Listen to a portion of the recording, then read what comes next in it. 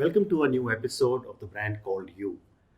We have brought some really, really accomplished people, and today I have Ajay Muttreja, a seasoned professional and who's been doing some amazing work. Ajay, welcome to the show. Thank you very much. Thank you for inviting me. Ajay is from IIT Kanpur. He's from IIM Ahmedabad.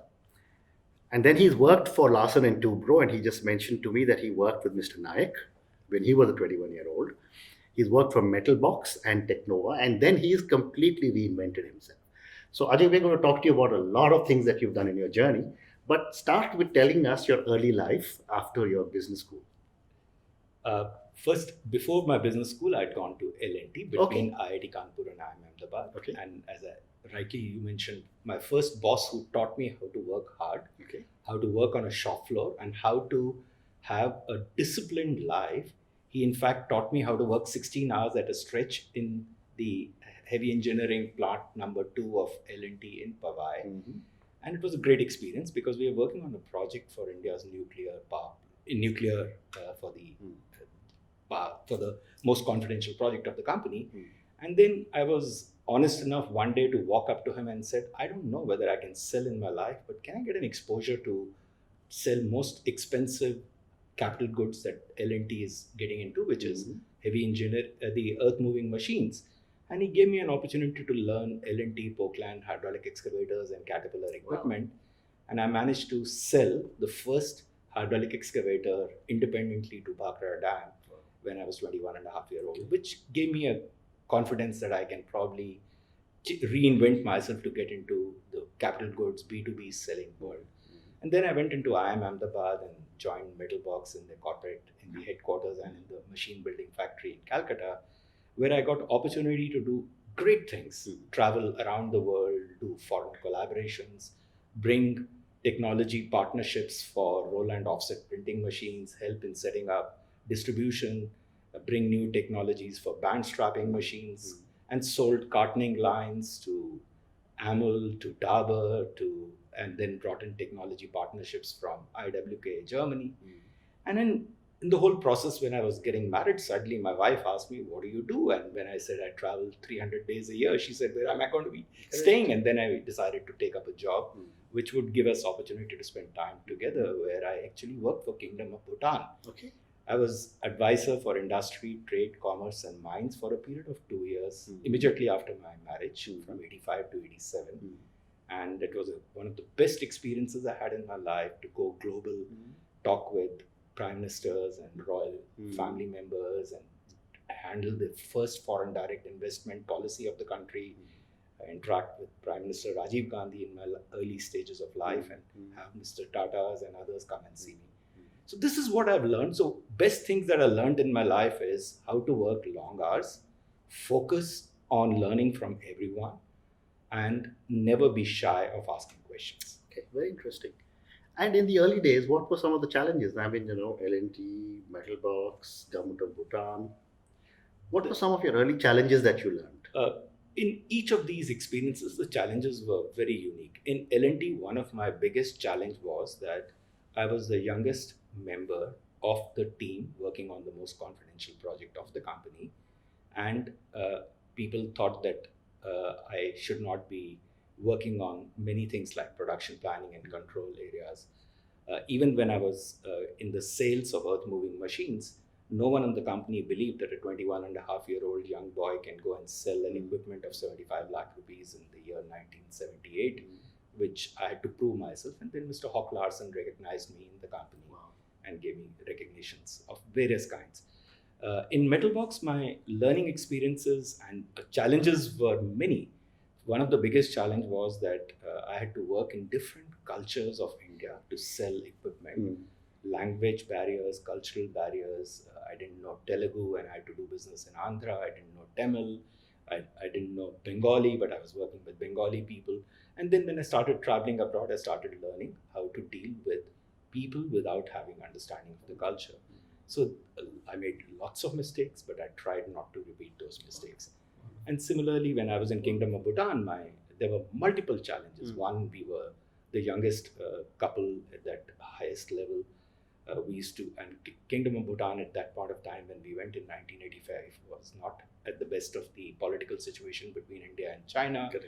So we used to have a number of people who were spying in that country, and I used to be at the helm of the affair. So the challenges was how to keep your mouth shut, how to remain a low profile, how True. not to get carried away by just the power and the position you have. Very interesting. And then you moved to Technova and spent a big period, and I think you were instrumental in bringing some amazing people to come and set up shop in India. But talk to us a little bit about I- Technova. Technova was promoted by a senior colleague of mine from Middlebox, and he was an old friend. He kept asking me to join the startup company, which was started in India in 1984. I decided, due to personal reasons, to move back from Kingdom of Bhutan in 1987 and joined him on the board of the company as the president COO to him. And it was an amazing journey. Over the 29 years that I've spent with Technova, which was originally a French technology transfer company headquartered in Paris, promoted by Péchenet, Ron Polanc, and Elf, we reinvented the company to become a strategy consulting company, helping Indian companies to go global, bring foreign technologies, do joint ventures, collaborations. And because my exposure in Kingdom of Bhutan and a little bit in the metal box days had given me understanding of how to negotiate high value deals across the world. So the chairman and founder of a company said, I will handle France, you handle the rest of the world. So I started traveling 300 days a year, understanding where Back to to buy 300 the... days a year again. Yes, I started traveling 300 days a year. My wife was settled. We had a baby, so she took care of the family. And she's always been the anchor, taking care of my parents and her parents. In the whole process, I learned many things. First thing I learned was how to be patient, how to listen to people, build trust. It was difficult in South Korea in 1988. I made 11 visits when Olympics was on to buy turnkey lines for surgical gloves, for knitted garments, shipping industries, or even setting up industries with Dutch in mushroom cultivation or with US on inorganic chrome pigments. So I developed core competency of quickly evaluating techno-commercial feasibility of business opportunities for India to benefit. So I used to also negotiate high-value deals, plant and machinery, help in getting long-term sales contracts, hiring people. A number of IPOs were generated in this country. Many export-oriented units were set up. So I was behind more than 150 startups of Indian companies with foreign technologies, tell me, then helped 1,500 foreign American companies. We reinvented in 1991 when I was part of the FIPB drafting committee, and then thanks to foreign investment slowly creeping into this country from 91 till I retired in 2016,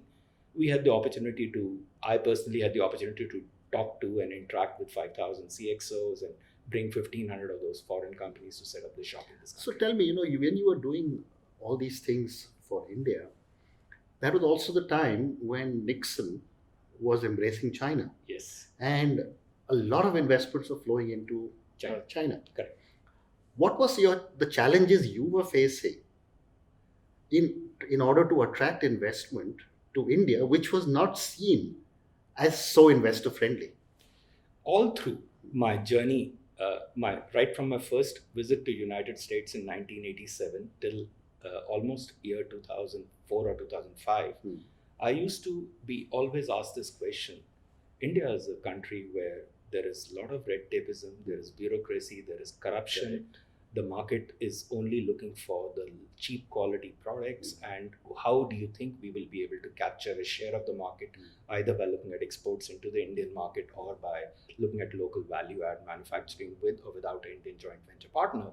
So I used to be extremely honest with whatever homework and facts I would have done for understanding what their competitive positioning would be. I would honestly tell them what challenges they will have to face in Indian market and how do they mitigate. So understanding this was developed by my team, who I had personally mentored and hired and leadership trained. I always had 100 plus people with the right capabilities who used to give me competitive information, understanding of what India's regulatory environment is. But there were many other challenges. For example, I could not change the political situation of the country. I could not make ease of doing business in this country.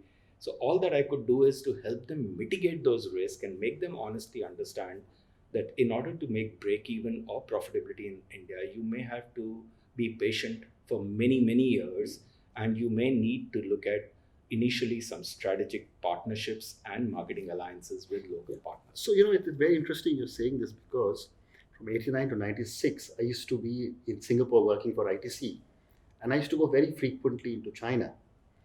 And I was talking to an American friend, and he actually said to me, he says, the difference between Indian businessmen and Chinese businessmen is that it's very difficult to get a Chinese businessman to say yes, and it's very difficult for an Indian businessman to say no. He always says yes. Always says yes.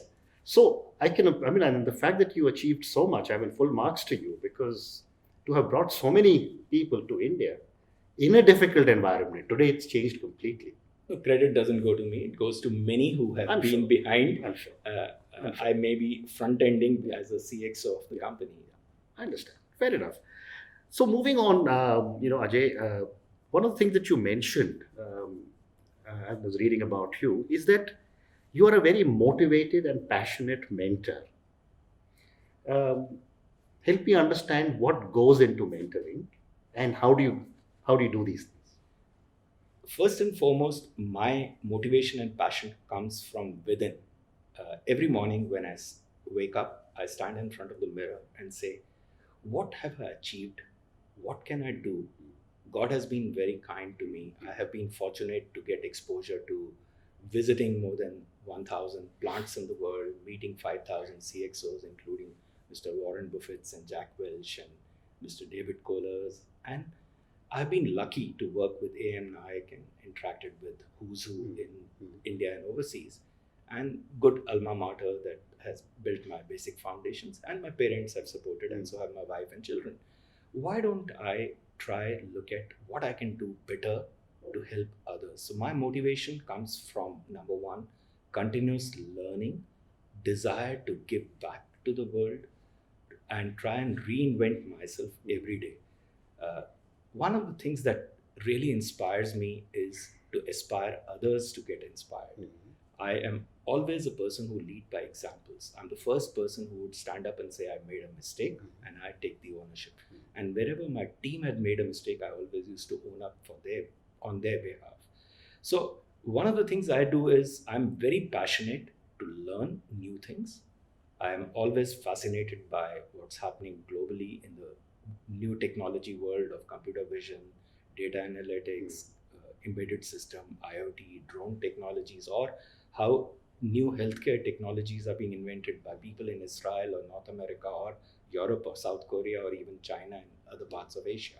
In the whole process, I try and look at how can I co-create and co-collaborate with the people I interact with, whether in the government bodies, in the policy planning, or with the startup.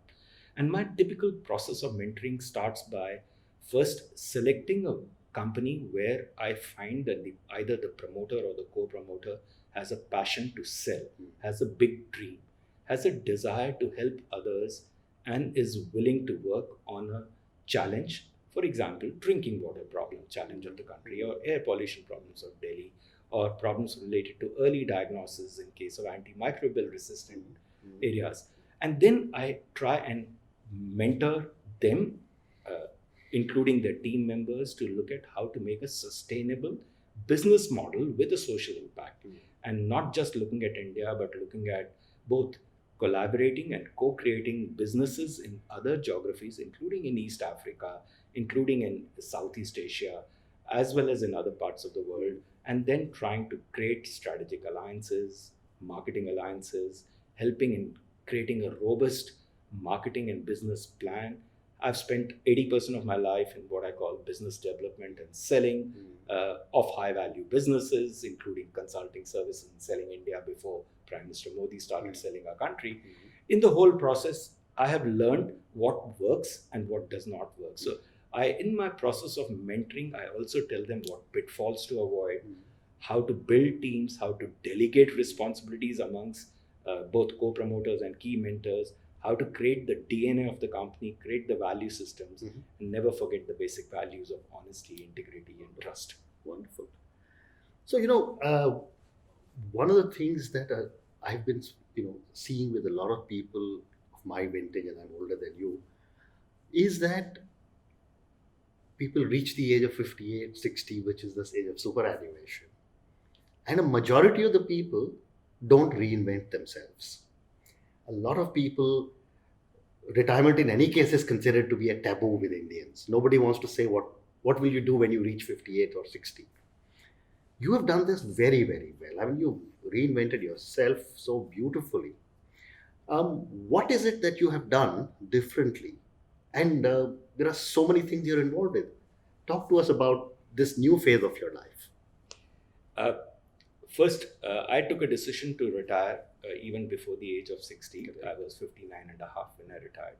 And there was a specific reason. My health started deteriorating substantially because of my extensive travel when I reached closer to the age of 58, 58 and a half. So I used to report to a non-executive chairman who was in London, who had retired from Gillette at the age of 55. So I said, look, let me now step down from the company and I'll find my successor and build the team and continue to remain a mentor and on the board of the company to support the company's growth plan.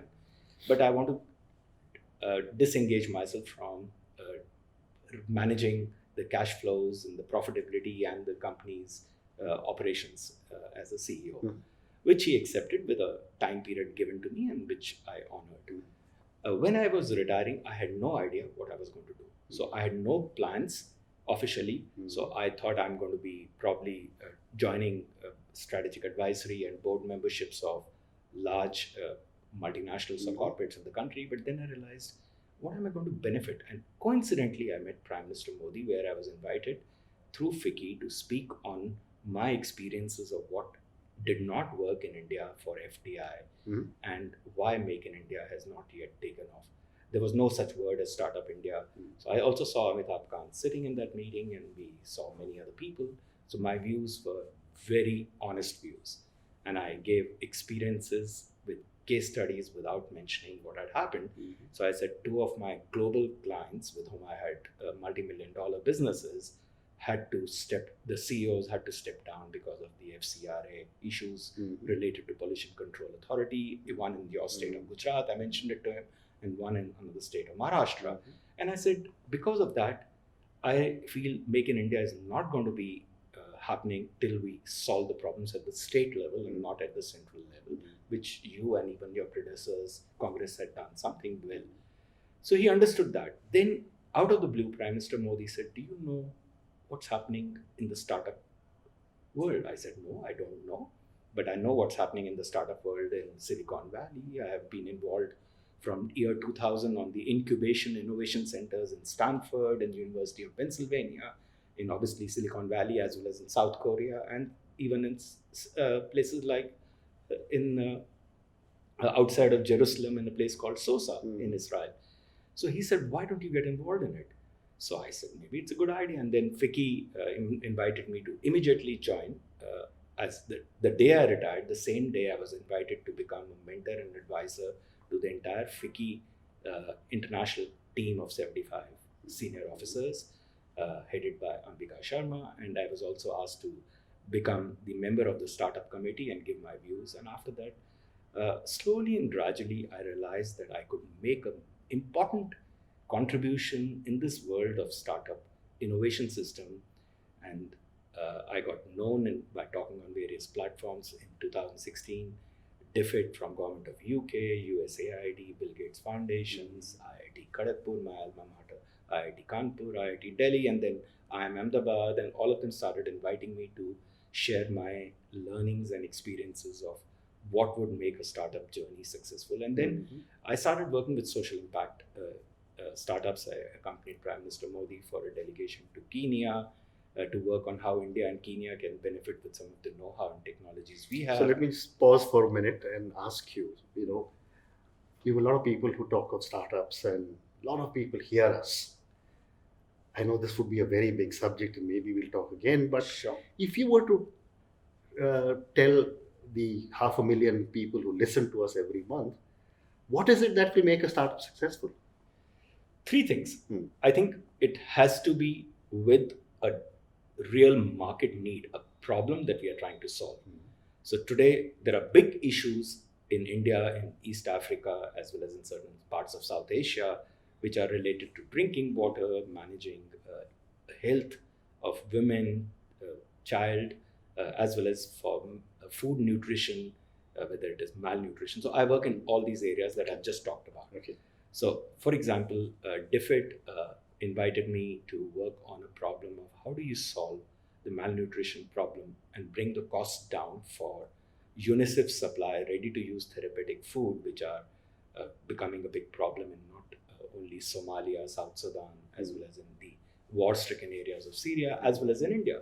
So I started working with organizations including NDDB in India and CFTRI to see how we can change the recipe and work on bringing the cost down, increasing the shelf life to bring the same protein level with a single food. So this is what I call a disruption innovation to help save the life of 1 million or people with whatever innovation and technology those startups can work on.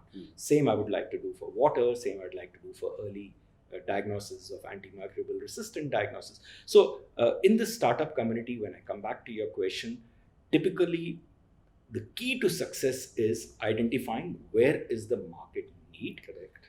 How can we co-create and co-collaborate with organizations who are working on trying to solve the same problems where they may not have the size of the big size of the market that we have. Today, so many inventions are there and innovations are there in South Korea, in Israel, where they don't have the market. So we want to reinvent the wheel every time in India, start from ground zero. I'm saying don't waste your time. Then I try and bring platforms for even public-private partnership models, academia, public-private partnership model, where always the private sector has to take the front end. And then instead of trying to work on startups where it's just a success story of United States and duplicate the e-commerce success story in India, we forget that only one out of such big startups are actually becoming unicorns, and and then only less than 5% of those startups will see the daylight of crossing the break-even point or value of death, as we call. So I also then focus on the promoter. As I mentioned earlier, I would not like to spend my time beyond initial 1 or 2 months with somebody if I don't see the promoters. I have no passion to sell, no passion to not just dream big, but follow the path. I also don't believe in people who only talk and are not action oriented, because all my life I have been doing good planning, but spending 80% of my time also on actions. Wonderful. So one more question, on second innings, you reinvented yourself so well. At what stage should a person start to plan their second innings? Ideally, if I would have known at the age of 55 that I was going to be starting my new inning at the age of almost 59 or 60, I would have started planning at that point of time. Okay. I did not. I was totally focused on my company's growth and my 1,500 clients, of which at any point of time there were 100 to manage. I think ideal time for someone to start reinventing and looking at their passion is at the age of 55 in India, because most Indians tend to retire from the corporate world anywhere between 60 to 65. Okay. Second, I think it's important for them to truly build certain hobbies which many of us have actually never been able to follow because of our 80% of our time was focused on our corporate and professional life, and 20% on our family. I agree. So let me move on to a few questions for you personally. You mentor a lot of people. Have you ever had a mentor? Many. And what did you get from them? My first mentor right from the childhood was my father. My father was a people's man. He, even when had 100 rupees in his pocket, used to sometimes help people who needed 50 rupees or 75 rupees, and he used to come sometimes home with zero money in his pocket. He always used to be a storyteller. His style of communication was keep smiling, Mhm. keep engaging people. So when he passed away, there were at least 500 people who remembered him, and till date, many of them keep remember me as my father's son. His name was Ishwar Dutt, so they said, "You are Ishwar Dutt's son." So he mentored me and told me, just relax, calm down. There are crises which you will have in life, but if you don't slow down. So I learned how to become a little more calm, confident, and I learned to slow down only because of my father. So he was my first mentor. A.M. Naik was my second mentor, who taught me the value of hard work and focused on results. And he made me even understand that if you have to work 16 hours a day, don't be shy of that. And because you have to deliver the end result, and we are working on an important project of India. The third mentor has been my wife, especially throughout our journey. When I was in Kingdom of Bhutan, and we were newly married, so she told me, you focus on what you want to do. So I was handling all the international projects with UN funding, World Bank funding, bilateral grants, Kuwait funding, and even traveling at that point of time. And she said, I'll manage. And when we had the first real crisis in our family, which is why I was back in Delhi, my father and mother both had major health issue on the same day. My father had a heart attack in the morning, mother had a paralytic stroke in the afternoon. And that's what brought me back to Delhi from Kingdom of Bhutan. So she said, you don't worry, I'll take care of your parents and along with the children. And from that day till today, she became our anchor and she's been my mentor. So all through wherever we've had a personal crisis or even sometimes professional crisis.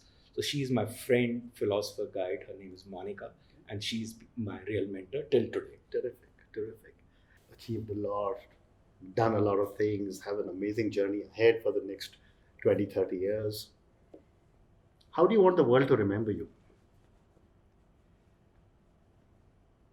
A person who has always been courageous, has never accepted yes for an answer without questioning, build strong team of leaders, and has left behind a world where maybe millions got benefited from the social impact that he has created in his second innings starting the year 2016. Fantastic. Ajay, thank you very much. Thank you very It's been much. an absolute pleasure to talk to you. My And good pleasure. luck with all your endeavors. Thank you very much. Look forward to contributing in any way. Any of the viewers, I welcome any viewers to get in touch with me. Thank you.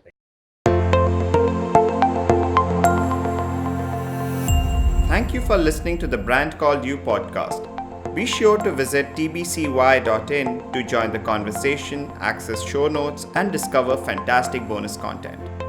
You can follow us on YouTube, Twitter, Facebook, and Instagram. Simply search for the Brand Called You. Thank you and see you next week.